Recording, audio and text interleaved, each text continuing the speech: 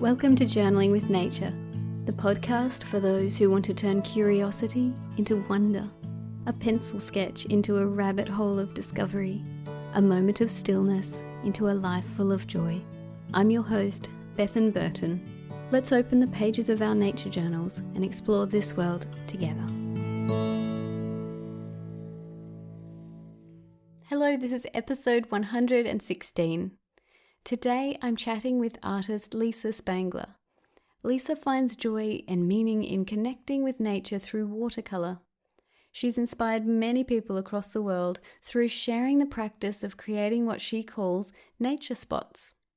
Lisa will explain all about nature spots during our chat, but essentially they're a little spot of color that represents something that she's observed in nature. It's a simple and meaningful way to capture a nature observation and make a connection with the landscape. In our conversation, we spoke about lots of different topics, including the landscapes that have been significant in Lisa's life, color mixing and how different pigments behave on the paper, and how recovering from an injury was part of Lisa's development as an artist. Let's listen.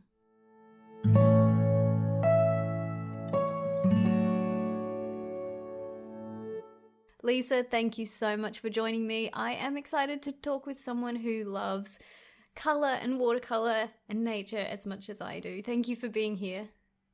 Oh, thank you so much for having me. It's such an honor to be here. So, you're a self-identified prairie girl, and I'd love to hear more about your connection with the prairie. Did you grow up in this landscape? I'd love to hear about your childhood landscapes. Okay, so my childhood landscape was actually in the forest. Okay. And I was lucky enough to grow up in kind of a rural area. And I basically had the run, like I would leave the house after breakfast and I wouldn't come back home until it was time for dinner. Yes. And it was, it was a different time then. It was pretty safe. And I grew up, there was a special spot that I had with pine trees, and I used to like to go in the pine trees and read a book, or just like sit and think, or draw. And my grandparents had a farm, so I used to play with like the goats and the cows, and we had a huge garden. And then we had my grandparents raised corn, and it was huge. So I was always outside running around, climbing apple trees, and then I moved to Texas for work after college, and it was a whole nother landscape. So that's when I first found out about the prairie. Because I planted a garden, growing up with a garden with my grandparents. I'm like, okay, I'm going to plant some flowers and, trees. And I would water the plants before I went to work. And then they would all be drooping and sad by the time I came home at night. And I said, well, what is supposed to be here in this landscape? Because I was planting things from where I grew up in Ohio. It just totally wasn't working. So that's when I learned that this area where I live now was prairie. So I was like, aha, so I'm going to try to plant some prairie plants. And they weren't available in the nursery. Like you couldn't just go to the store and, buy this plant. It's a lot better nowadays. But then, you couldn't find this. So I was like, well, how can I get my hands on these plants? So there's, a Native Plant Society of Texas. And I think there are probably other countries, probably where you are, have Native Plant Societies. So I started going to meetings. And that's when I learned about, we have like incredible wildflowers here, and every spring, and also again in the fall, there's like 2 seasons. And so I started going on these plant rescues. Tell me about a plant rescue. What does So that involve? yeah, so plant rescue, the city where I live is like really fast growing. And whenever there would be a construction project, so they would be building like a new like police station or office, um, we would get permission, the Native Plant Society would, and we would go and dig up plants and rescue them I because love plants that. yeah, so plants don't have feet. So we would collect seeds and then bring them back, and I planted some in my yard and some in school projects, or there were a lot of restoration projects that I worked on too, where like a big housing development would go in, and then we would plant these prairie plants because they're adapted to the whole climate. Once they get established, which is something I always have to tell people, you can't just stick a seed in the ground and or just if you've dug up a plant and then, plop it It needs a in bit the of ground. care. Yeah, you have to give it a little pampering at first. But then it totally takes, it will fend for itself. So that's how I got into prairies. And prairies are so different from the forest too, because... Can you describe a prairie for those who haven't come across this type of ecosystem? Is it a grassland? Oh, yes. So prairies are dominated by grasses. And a healthy prairie will have a good mix of grasses and forbs, so wildflowers. A lot of times when a field, like a what you would think of as like a ranch or a rangeland, cattle and sheep and goats, they love the forbs. So that's like their candy. So they'll go in and eat all the forbs, which are the flowers. So then you're just left with the grasses. So a healthy prairie will have all grasses and flowers, and you can picture them like it's like been described as like a sea of grasses and wildflowers, and the big sky overhead. And you can just picture like these flowers and grasses like waving in the wind, and it really makes you feel small. Like when you're in the forest, you kind of, where I grew up, you kind of feel sheltered and protected. But when you're in the prairie, as far as you can see with there being grasses, it's just amazing. I can imagine. And there's one particular species called sideoats that you have adopted. Tell me about your love of sideoats. Yeah, so sideoats is the state grass of Texas, where I live, and it's found all over Texas. And it's a really interesting grass. It's very like architectural. Okay. It has the little flowers, which a lot of people don't know the grasses themselves have flowers. It's really interesting if you get like a hand lens and look at grass flowers. But the sideoats grass flowers are this really vibrant, like almost a neon red. Wow. So they're so pretty. And sideoats is one of the 4 main prairie grasses as well. And it can actually be found all the way from Texas all the way up to Canada. Okay. So like that whole zone has sideoats. So it's kind of my friend. Whenever I'm traveling, I see sideoats. I'm like, oh, sideoats. Yes. And that's the thing. I mean, when we pay attention, when we take the time to sketch something or spend time with it, or just be with it, get to know it and study it in this way, it becomes part of us. It becomes a friend, like you say. And there's certain species that I have sketched in my sketchbook that definitely are friends. When I see them, I get that feeling, that feeling of recognition of someone familiar, something that's part of you. It sounds like it's that feeling. Yeah, exactly. And so you are also really connected with the desert, and I'm wondering about the desert versus the prairie and how that works in Texas, and about the desert landscapes that you have regular access to where you are. Yeah, so I love going out to the desert. It's about an 8-hour drive Okay. from where I live. But I try to go as often as I can because it's another really interesting Mm. landscape. So there's mountains and then the desert, and it's just so beautiful. Mm. I feel really connected to the desert. Mm-mm. Are there So certain things you have to do when you're painting in the desert? Like, I mean, does paint behave differently in that very, very hot landscape? yes, that is a great question. It really does. You have to, I know people who paint in the cold, Yes. um, you can add like gin or Yes. vodka, to your water, but, when it comes to, the desert, um, you want to have, well, first of all, it always helps if you can paint in the shade. Yes. And I wear a big straw hat, and I always wear long sleeves. Yes. And I try to like flip the collar Yeah. up so that so To that my neck, protect your neck. Yeah. to protect my neck. And I even have sun gloves, Oh, wow. because my hands have gotten burned Mm. painting in the desert.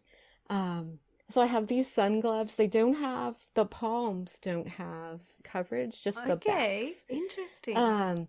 And there's a lot of times I like to pre-wet the paper. So if I'm painting a cactus, Mm-hmm.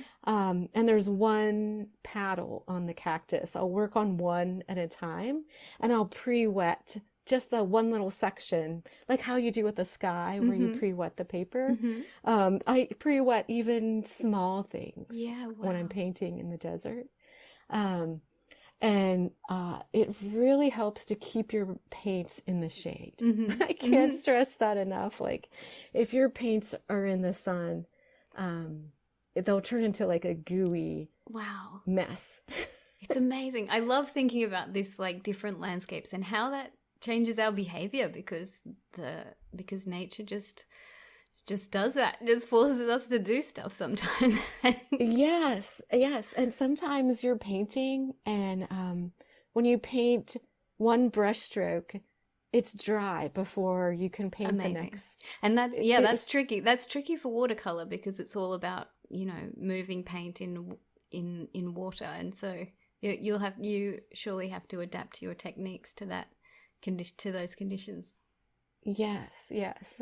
That's amazing. I loved hearing all about the different landscapes that have been significant to you through your life. And I'd love to go back and get to know your professional story a little. You worked in the arts and crafts industry for many years, and then you started your journey towards being a full-time freelance artist.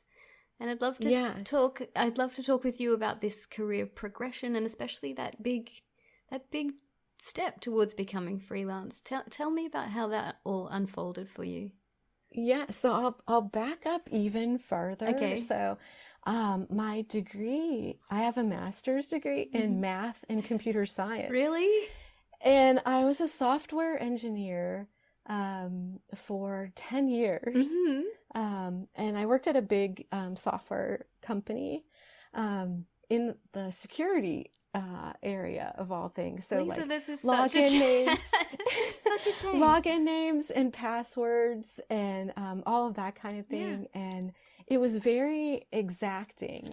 So I would sit in front of a computer all day, and any chance that I got, I would paint or draw. Just because, if you're painting, and you make a mistake, you can just turn the page and start a new painting or a new drawing. But with computers, if you type one character wrong, you could spend days trying to figure out your mistake, pulling your hair out. Wow. While I was working as a software engineer, I started entering these drawing contests, like art contests, and I was so surprised I actually won. And the marketing person there did an interview with me for this company where I entered, and she said, Lisa, our web person is going to be leaving. She said, you're in computers. Like, do you think you could run a website? And I said, yeah, I can run a website. So I left this big software company and I went to work for a smaller company that was owned. It was like a family-owned business. And part of the time I did the website, but part of the time I got to do art, which was so amazing. I got to draw things, and then so this company turned drawings into stamps, so like rubber stamps. And so we got to, it was so cool just getting to have the whole left brain and right brain all as part of my job. I feel so lucky that I got to do that. And so I got to develop like stamps and ink for stamping. Wow. And different tools for stamping. All at the same time, I got to do this website. So I still got to do like computer, techie, geeky stuff. So, yeah. And I got to, as part of this job, I got to go to trade shows and teach people how to use the products. And I just really loved, interacting with people and seeing the moment when, people make art. They would take the stamp and use it. Yes. And you could just see their eyes like light up, like, I made this. Yes. So then as far as transitioning, I still maintain a website for a different company. And then as far as art goes, I've been exploring ways to bring that moment of excitement to everyone. Yes. Because I want people to have that joy that I have, when you're out in nature and you're painting something and you're in the zone and it's like the world just melts away and it's just like you and the cactus or like you and the sky. And I want everyone to feel that feeling. So I started trying to think of ways to show people how to do that, like how to make the connection. Yes. I love that. And in fact, anyone who listens to this podcast knows that I'm all about feelings, and that feeling of wonder is one of life's most precious things, isn't it? When you go out and you're, like you say, just with the cactus, not anywhere else, not in your mind, not thinking of the next thing, but just there, making that connection. It's so powerful, and that's your mission is just so delightful, and that you're doing that through art is really precious. I'd love to hear this story about the beginnings of your watercolor journey, or diving into watercolor more deeply. And I think it started with an injury, and I'd love to hear that story, because that's a really interesting part of your history. So I dabbled in watercolor since high school.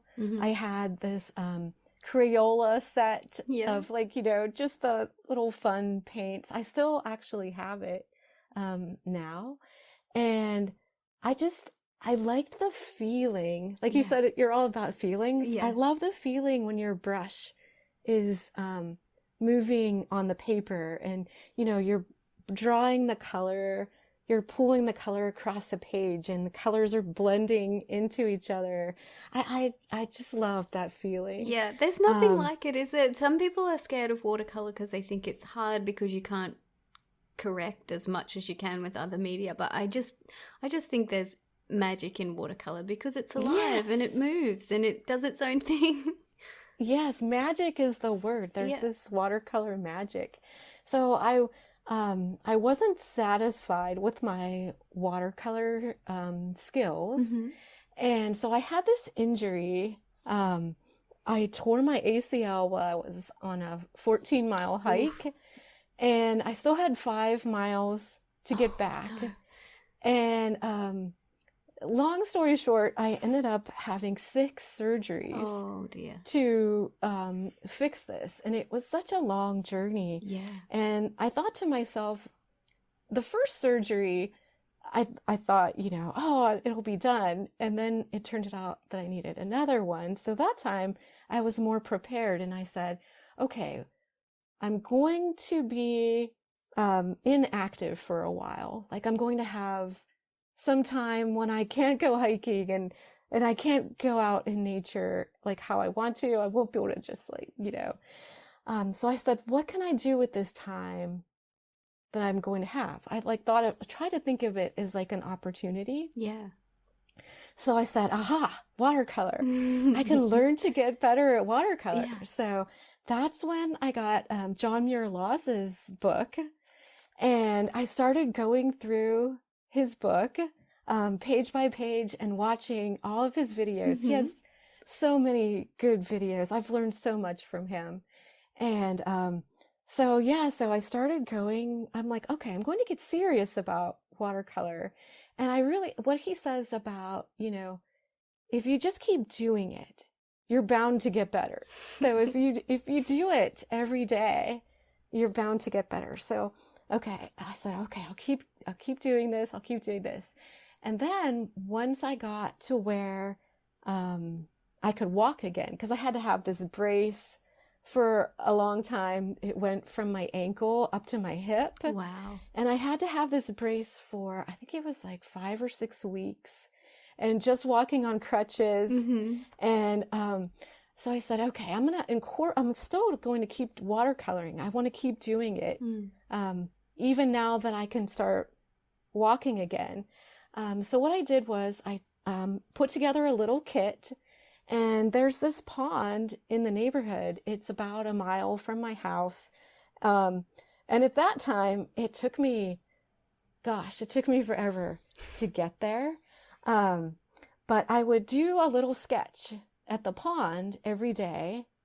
And then, that would give me a break for my leg, because it was still pretty painful. Like it was a struggle to get there. And then so I would do this sketch, and it was like, the pain wasn't there while I was sketching. Yeah, wow. And it would give me this little rest, and my watercolor skills were getting better.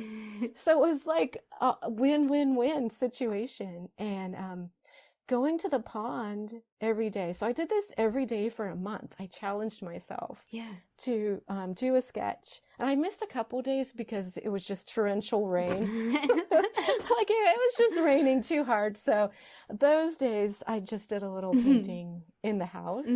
But I learned so much from that about painting outside, because I had never really watercolored outside in a dedicated way until when I was recovering from all these leg surgeries. And I just really wanted to keep up with the practice, because it's kind of addicting once you get started and you see how you're improving and your confidence builds, like from sketching every day. You're like, oh, well, a few days ago or a month ago, I wouldn't have tried to tackle drawing this complicated flower. Yes.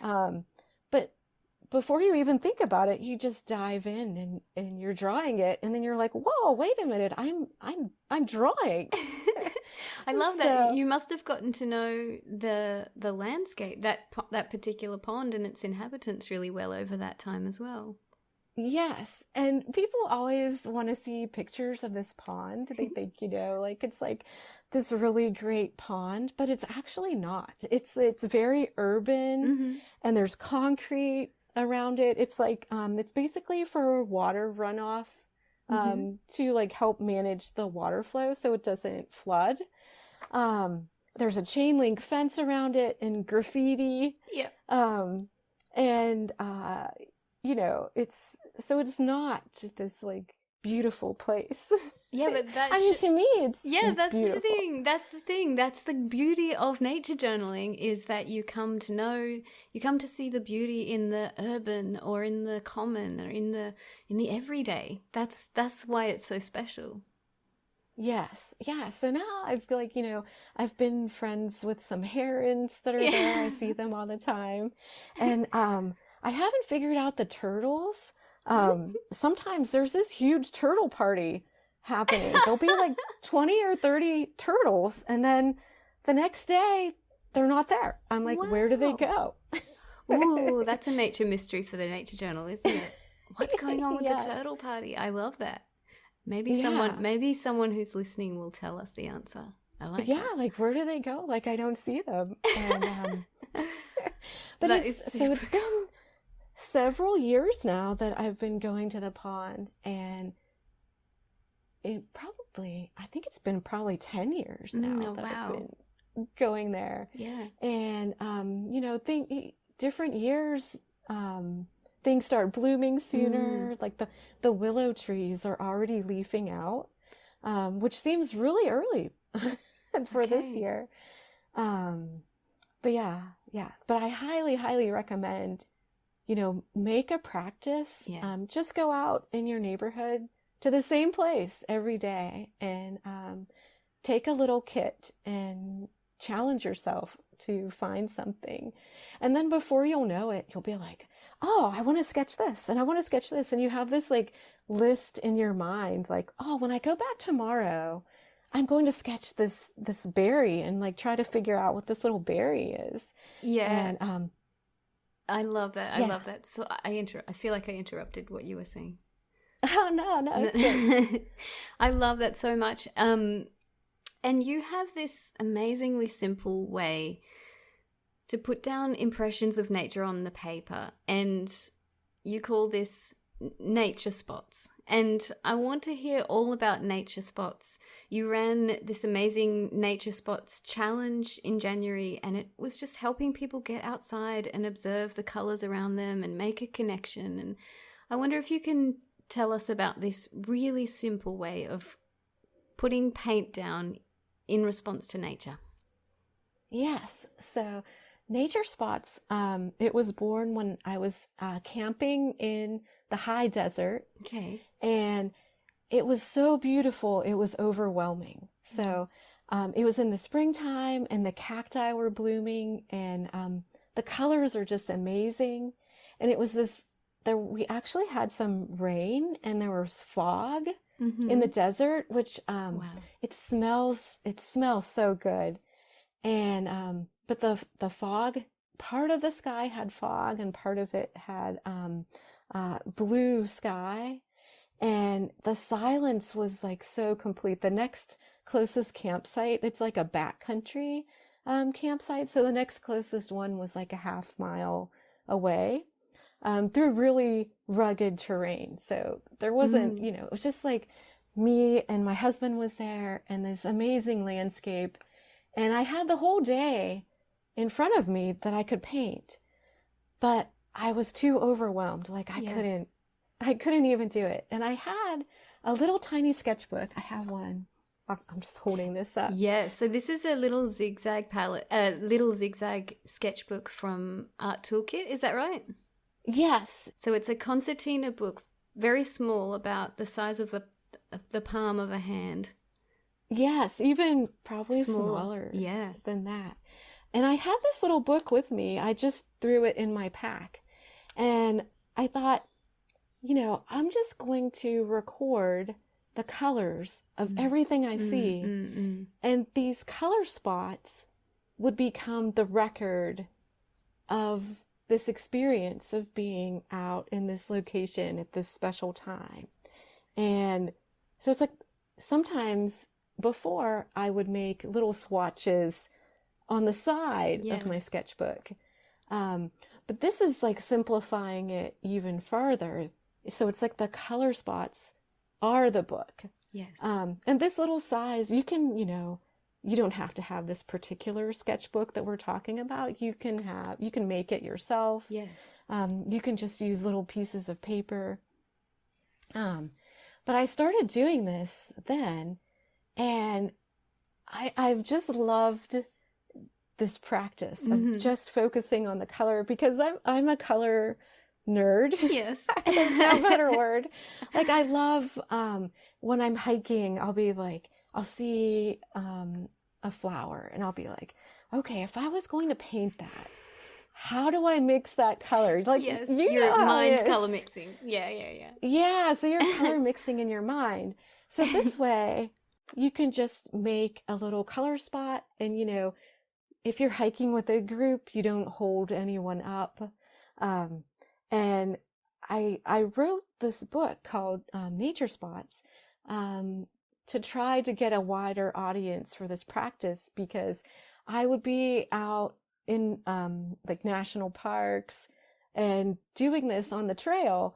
And so many people would, as soon as you take out your brush and your sketchbook, everyone wants to know what you're doing. So they look around. And so many people said, oh, I think I could do that. Yes. Like, it's not, I'm just making a spot of color. I think I could do that. So people would watch. And I thought, okay, I'm going to write a book and, try to get more people interested in it. And then, as we talked about before, to get that feeling of joy. Yes. Because you do your spot of color, and then even though it's just a spot, you really feel like you've made that connection, and, you're in the zone and everything dropped away. So the Nature Spot Challenge was a way to try to get people to just try it, and sketching outside too. Yes. That was one of the keys, is that, do it outside, because your paints behave differently. You hear the birds singing, you feel the breeze like against your skin. It's a whole different experience than doing it just at your desk. And my husband even did the challenge with me. Fantastic. And he's another engineer type. Like, I don't think he really picked up a brush until we did the challenge. Like he was probably in grade school or something. Last time he did this. And it was really, what was his feedback about it? What did he feel? Yeah, I asked him what his feedback was, and he thought that his colors were too light.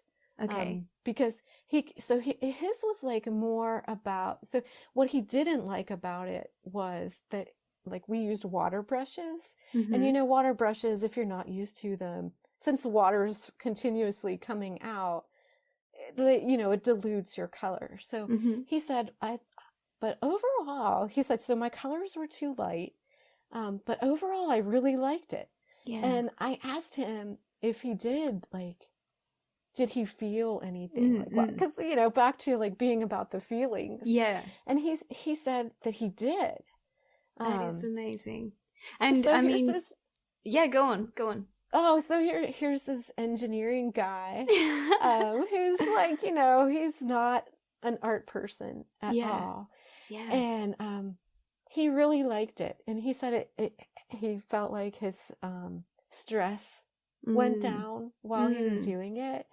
So I was so glad to hear that. And it was really fun doing it together too. At first, I put together his own little kit for him. So he had his own little palette and book and everything. And at first he wanted to do everything on his own. Like, he wanted to mix. He was like, don't tell me. I want to mix the green, or I want to mix, that brown. But then after a while he would ask, well, what's your tips for mixing this color? Yeah. So it was really interesting, doing that. And you ended up, so people would post their color spots on Instagram, and you had color spots coming in from all over the place, and it must have been amazing to see people's landscapes reflected in these beautiful spots that they were sharing. Yes, it was so every day when I would look at it, I want to do the challenge again because Yeah. like, so we did it in January. So, some people had summer and some people had, winter. So I think we'll have to do it again, in the summertime. So then it's reversed. It's reversed. So the Yes. people who had the summer will Yep. have winter. But it was just so cool, thinking about this whole global community and looking through the nature spots, because some people had a lot of like brown twigs, or they would have like red berries, or and people were talking about the colors of snow, like Wow. snow has so many different colors when you really stop and look at it closely. It's not just white. So it was just so fun. I love that. I love doing this in nature journaling workshops, which is just to help people pick up anything, even a green leaf, and start to see that this isn't just green. This is green and yellow and orange and brown, and there's all these different dark and light colors that you can tune into. And just tuning into color is such an effective way of connecting, isn't it? Yes. And I think everyone sees color differently too. You might be looking at, even if you're both looking at the same leaf, I always like looking where the leaf comes down and connects to the stem. And usually that's like kind of a different color than out at the tip. Like the tip might be like a really fresh green, and whereas the part that's connecting, a lot of times it'll have some red in it. So yeah. And so like my husband, like going back to him, he would say, "Oh, this color isn't exactly right." And I'm like, "What are you talking about? Look right here. There it is." Oh, cool. I love that. Yeah. And I wonder about your thoughts of color to connect you with your place. And I've spoken about this on the podcast before, but I feel really connected to the colors of Australia, and particularly this part of Australia where I'm from. And so that includes like really dusky greens and browns and sort of ochre colors and that sort of thing. And that's the colors that light up my heart. And for you, I'm thinking about prairie colors and desert colors and the colors of your place that are unique to you. Yes, yeah, it's so true. And filling up a whole book of just the color spots, you can pick it up and you'll know, oh, I was in Austin when I did this, or oh, I was out in the desert when I did this one. And learning to mix the colors. Well, if you're a color nerd, learning to mix the colors is, it's the same thing. That's one of the reasons I was like, okay, I really need to learn how to mix that desert. I call it desert green. Yeah. It's kind of like eucalyptus green, but it has a little more blue in it usually. Yeah. And it was so hard to like learn to mix that color. Tell me about your color mixing experience and where did you go to find resources to learn to mix, and how did that happen? How did you become so connected with this idea of color mixing? Well, I go back to John Muir Laws again for that one, when he talked about how the primary colors are yellow, cyan, and magenta. My mind was like totally blown when he said that. And I was like, oh, that's what I'm doing wrong all this time. Yes. It's not red. And when you mix yellow and magenta and you get red, like every time I do that, I'm just like, that is just the coolest It's unlearning thing. Everything you learned in primary school, isn't it? Yes. And, but it's so true. Like, I remember struggling to mix pink. Yeah. Like, I'm like, how do I mix pink? Like, I can't mix pink. Or even bright purple. Yeah, or a bright purple. And it never dawned on me until that lesson of his. So, I've when I've been teaching, people are skeptical at first. People are always like, no, red is the primary and blue is the primary color. I'm like, watch this. Watch me do a magic trick. Yeah. And then you mix it up and you can see them going like, yeah. Oh, wow. Yeah. And then they're like, well, what about oil paints or what about, colored pencils? And I'm like, nope, it's the same. Yeah. It's the same for any medium. And it is like a magic trick. I like to do this thing when I'm talking about color mixing, and in a workshop I'll just look at the table or a leaf or anything that's around me. I'll just pick something up and say, I'll just mix this color, and you just go bam, bam, bam, and then you have the color. And it is like, people often exclaim like, wow, how is that possible? Because when you know the theory behind it and you have done it a bunch of times, it comes really naturally just to know a little bit of this. It is like baking, it is like cooking, isn't it? Not so much baking because that's very exact, but like making a really good curry and adding spices and bit of this, bit of that, and then the magic happens. I love that moment when you match a color and you just got it. Yes, that moment. And then taking it to the next level, I always like to show people too, if you put the complementary color next to that color, and how then both colors just seem to like vibrate and like sing. Yes. And it's just so cool. Like, it's showing people color. It really is. And I noticed that you work a lot with triads, and I'd love for you to talk about working with triads and taking a simple triad out with you when you're in the field. Can you talk a little about triads and what that means? Yes. So a triad, you pick, your 3 primary colors. So you pick your cyan, magenta, and yellow. And there's variations on all of these. So you can have, for your magenta, you can have it leaning more towards orange or leaning more towards purple. So whether it has some blue in it or it has some yellow in it, your magenta.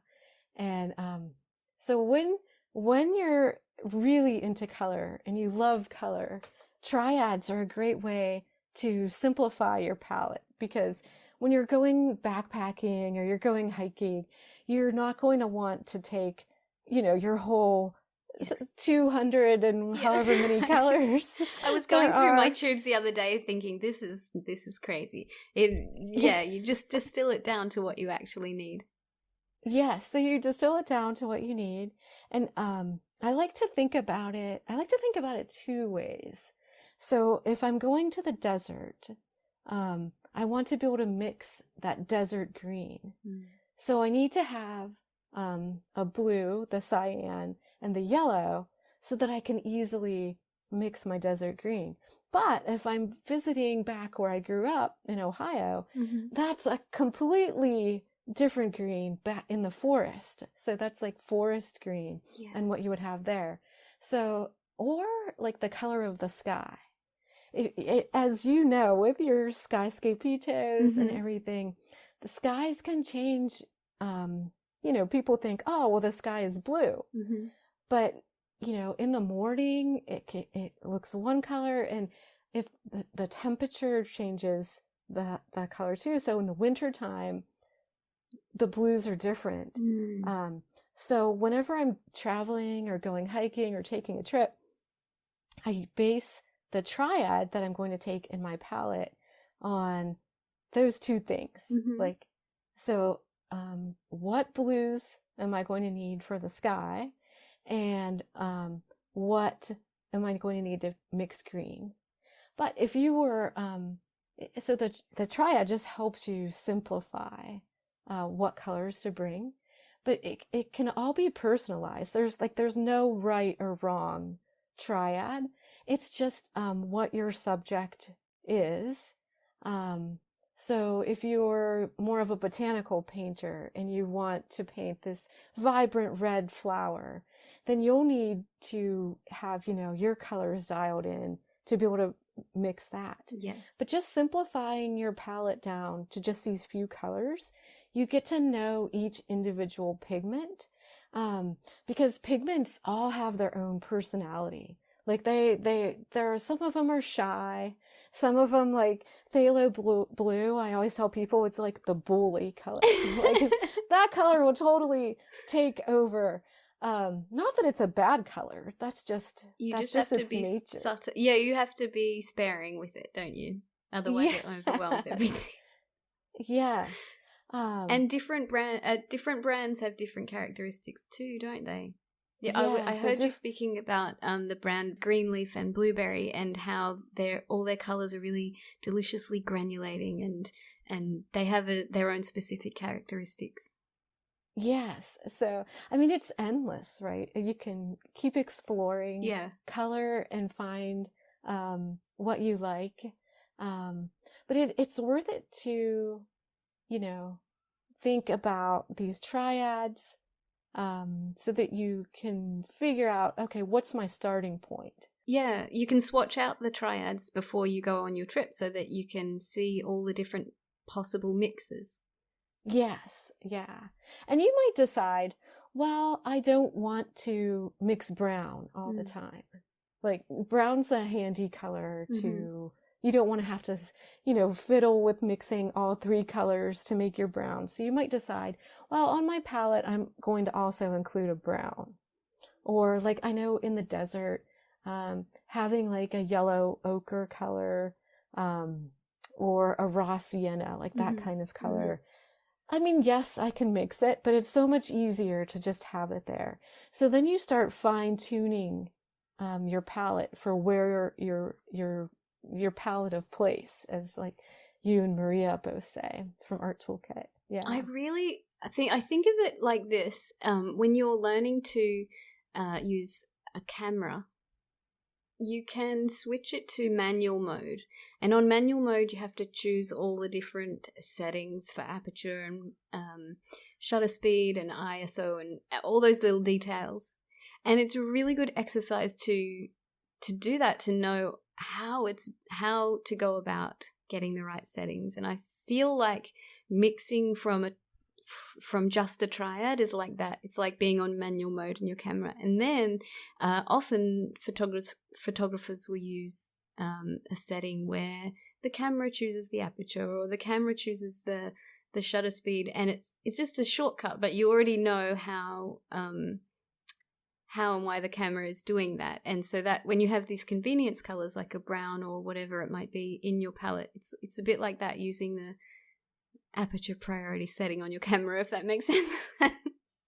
Yes, exactly. And I always think of it too as like the all these different colors that are available to us. I feel so lucky, we have this huge selection of colors that we can play with our whole life and find enjoyment. But it's kind of like with your camera analogy, it's also like music. So these are the different notes that you can press, and then to make the music that you want to play and hear. And it's the same with these pigments. Like, you're pressing the phthalo blue, so you get this really vibrant blue, but you only press it for a little bit. Yes. Like, if you have a keyboard of color, you only press the phthalo blue for a little bit. Yeah, absolutely. Yeah. So you are an ambassador for Art Toolkit, and you obviously love art supplies. Let's talk about your favorite tools. I think we share a favorite sketchbook. For me, and I know for you, it takes a while to find the perfect sketchbook, doesn't it? But the one that you wrote about on your blog is definitely my favorite, which is the Travelogue sketchbook that has really good paper that's just the right texture and just the right qualities for sketching outdoors. Let's talk about your favorite tools. Yeah, so it would have to be, I started using Art Toolkit like way before I became an ambassador. And that has to be one of my favorite tools of all time, because you can take it with you anywhere. And like going back to all the times I painted at the pond in the neighborhood, it was just so great. Like I had like a little fanny pack, and I could just put it in there. It took up no room at all. So let's describe the art toolkit for those who don't know about it. It's very, they have a range of different things, but they have a pocket palette, which is very teeny tiny, the size of a business card, really. Yes. And even a demi palette, which is half that size. Let's talk about a bit more about the pocket palette and the art toolkit.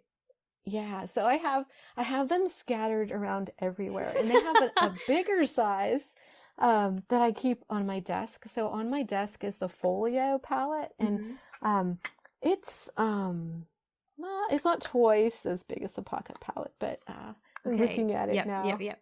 It's probably about six inches. Palm size, maybe, or a bit bigger. Yeah, so palm size.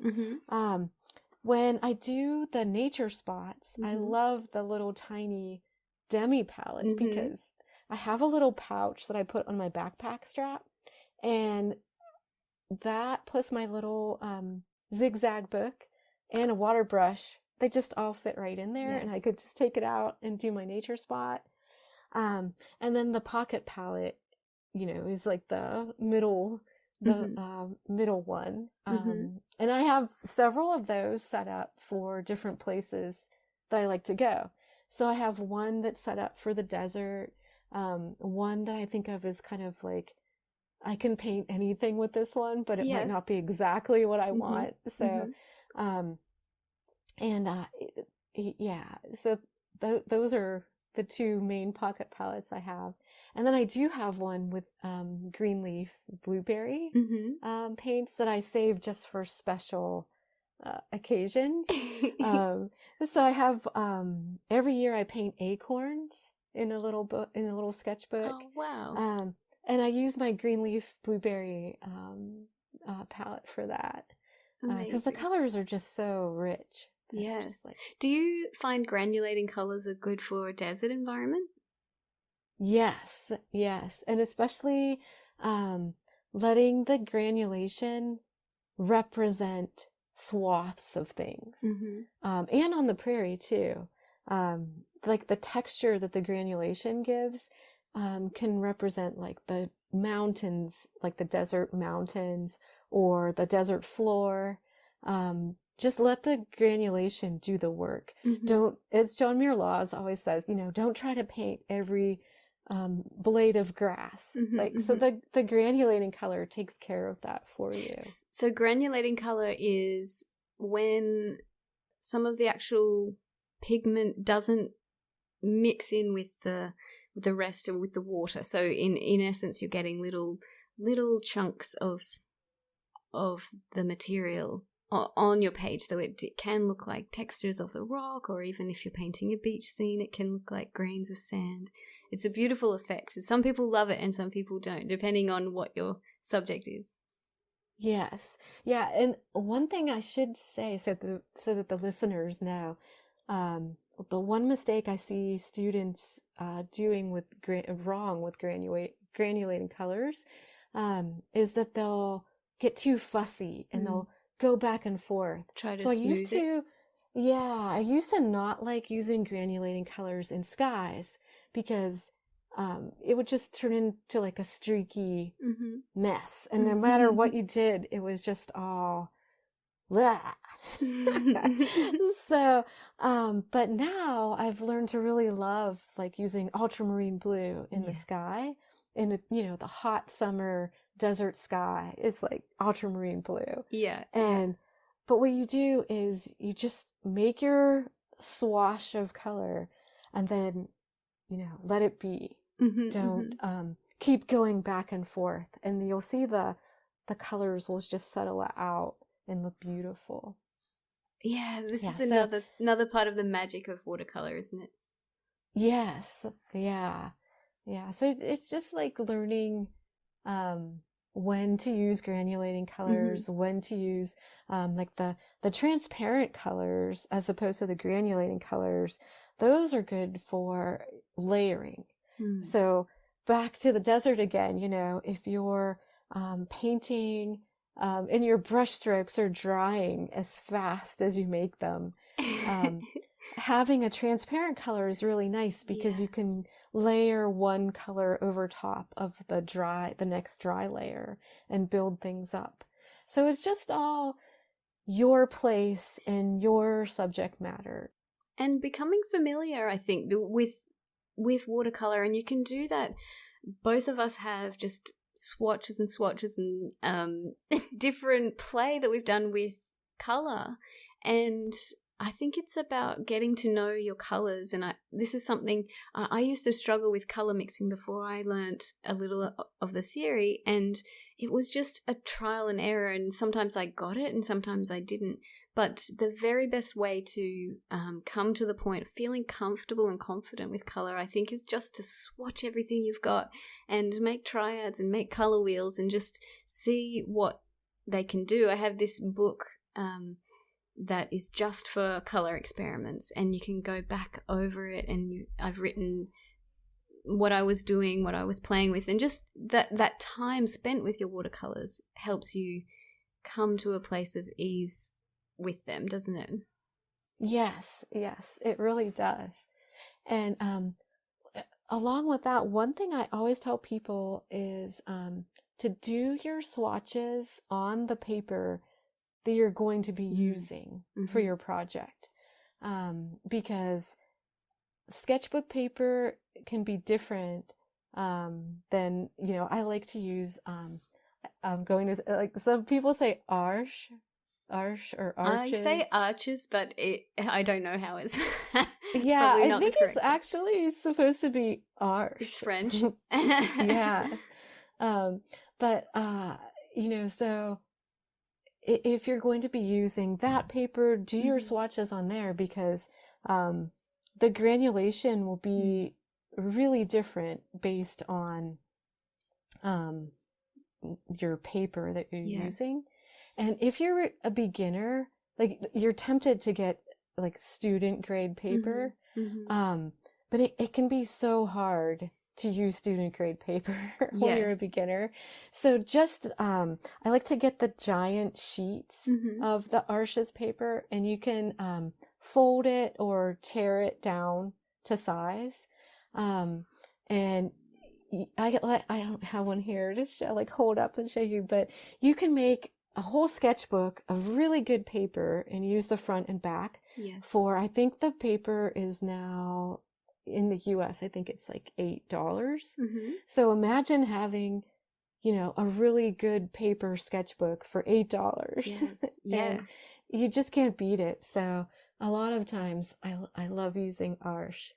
But I love experimenting with different sketchbooks too. I've recently started playing with I know I'm going to say this wrong too, the Hahnemühle.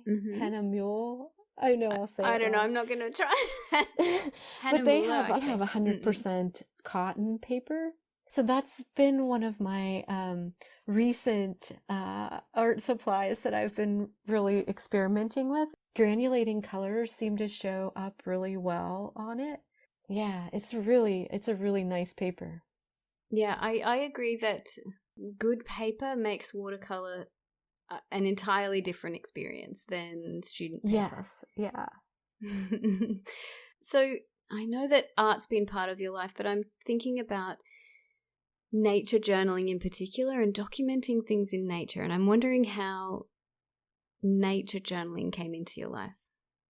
Yeah, so just taking the time to make observations has really brought me joy and given me, it's like a sense of accomplishment when you do the same thing every day for a while.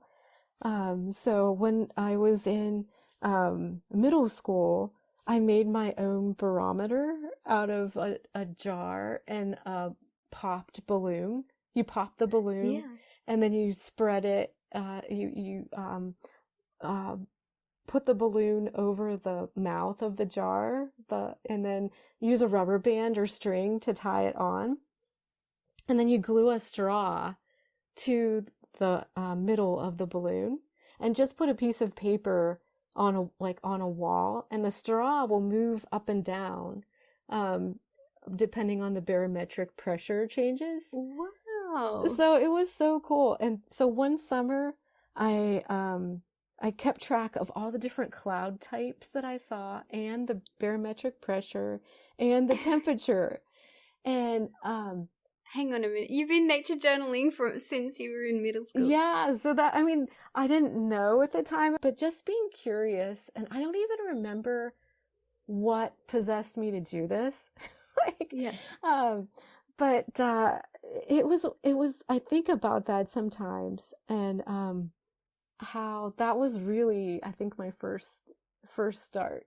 It was such a feeling of accomplishment. Like, I started it at the beginning of summer break, and then when school was back in session, I had this whole, record of the summer.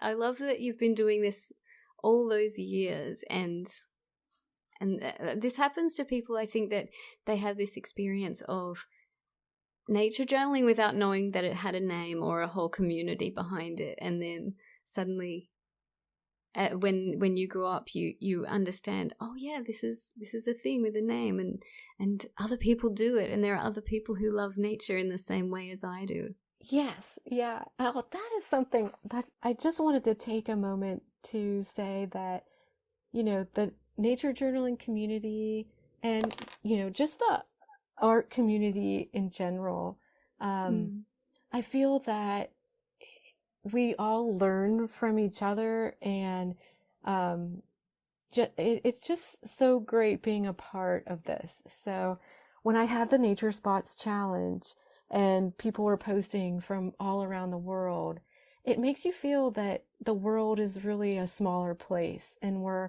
all connected and in this together. And it just really lifts you up, and it makes you feel a part of something bigger. Yeah, I agree. There's something really special about this community, and that, I mean, there's a lot of heart in this community, I would say, and a lot of gentleness and kindness and sharing. There's so much willingness just to share ideas and inspiration, and that love, that feeling. What is it? Going back to that feeling you talked about, that feeling of connection and oneness, and just like a movement in the soul that you feel when you're out there, and to have a community that recognizes that and celebrates that together is something else. It's something special. Yes, it really is. I'm so thankful for the community. Yeah. Mm-mm. I was going to ask you about your perpetual nature journal. Is that something you'd like to talk about? Oh, yes. So I had been thinking about doing a perpetual journal for a long time. One year I sketched every day for a year, and I filled up so many sketchbooks. I lost track of how many sketchbooks I filled up. And that's a big mission. Yes. So the perpetual journal was really appealing because I'm using 2 of the Hannah Millay 100% cotton books, because I didn't have enough pages in just the one.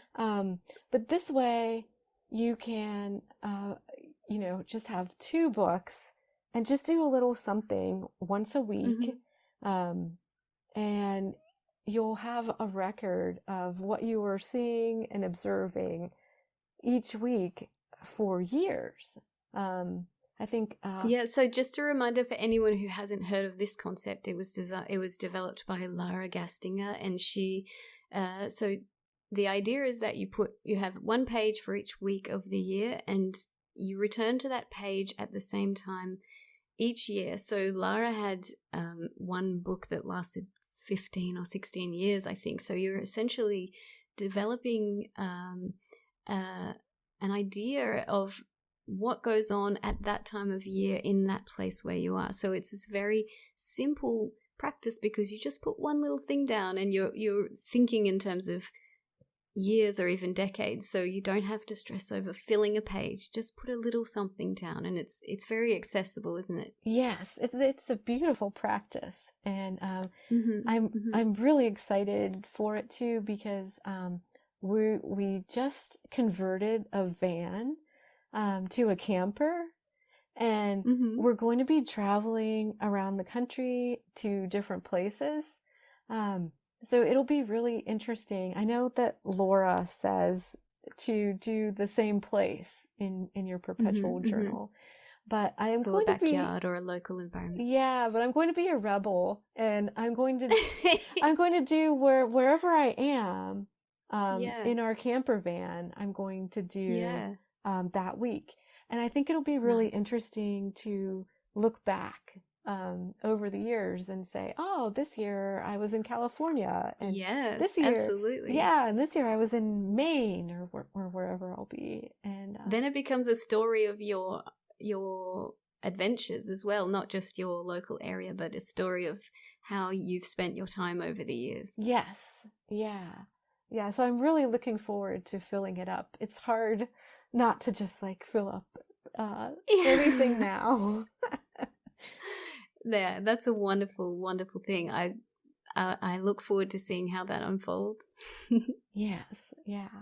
Lisa, it has been absolutely amazing to talk to you. I feel just so excited. I want to go out and make some nature spots in my garden right now. And I just appreciate you being here and sharing your inspiration and all these beautiful tips and tricks for connecting with nature through watercolor. Thank you again for being here. Oh, thank you so much for having me.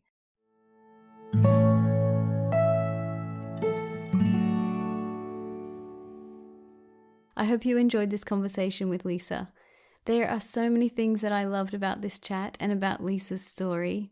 The story of how she went out every day to watercolor beside the pond when she was recovering from all those surgeries, slowly developing as an artist and connecting with the landscape at the same time as her body was healing. That was so inspiring. Also, the joy she finds in watercolor and color mixing is something that really lights me up to hear about. And the color spots. What a wonderfully simple way to connect with the natural world. Please go to the show notes to find Lisa's website and Instagram and see her vibrantly colorful nature journal pages. Thank you so much for listening. See you next week.